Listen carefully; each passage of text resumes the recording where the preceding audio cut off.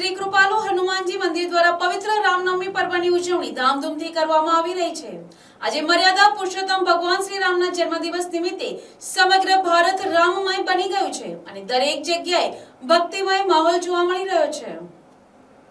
દેશભરમાં ઉજવાતી આ ભવ્ય ઉજવણી પાછળ મુખ્ય કારણ તરીકે વડાપ્રધાન નરેન્દ્ર મોદીની વિચારધારાને માનવામાં આવી રહી છે।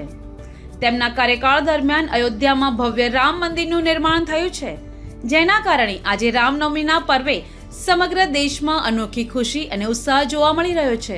આ પ્રસંગે નવસારીના તિગરા વિસ્તારમાં પણ રામનવમી નિમિત્તે વિશાળ શોભાયાત્રાનું આયોજન કરવામાં આવ્યું હતું।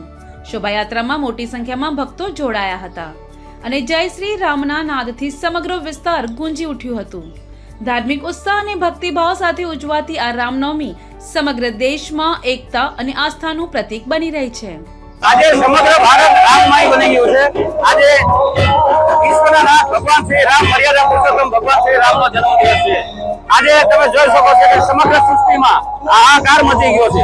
ફક્ત ભારત દેશમાં જે આવી ખુશી અને એક રામમયનો માહોલ છે, એનું કારણ એક જ છે કે આપણા વડાપ્રધાન નરેન્દ્ર મોદીની વિચારધારા।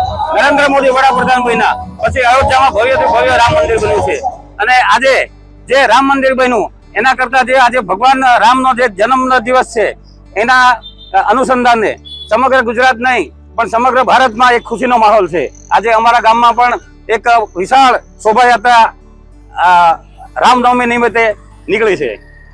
Bureau report NTC news Navsari.